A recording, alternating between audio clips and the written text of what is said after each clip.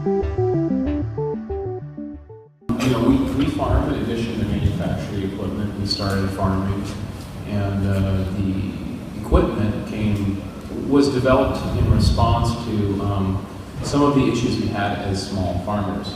Our network is a little bit different. Our farmers, the people that adopt our equipment and implement it, are a little bit different from the folks starting at much larger scale. So a lot of what Matt was talking about is a real challenge for our farmers on a smaller scale when it comes to compliance issues.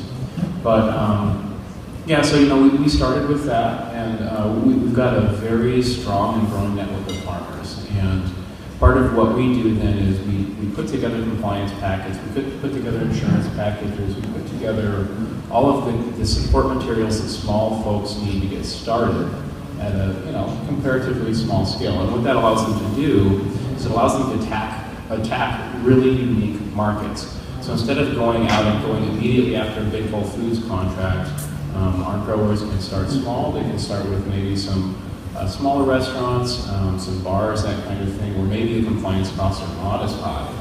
And we're working on service models with our growers, so getting them, servicing green walls, that kind of thing, and just trying to explore as many possible models as we can with our growers to enable them to service their markets, because all markets are different, especially when we're talking niche markets, especially when we're talking very small markets where margins can be massive. I mean, margins can be pretty awesome if you have the right market, and the trick is figuring out what that market is and how to get into it.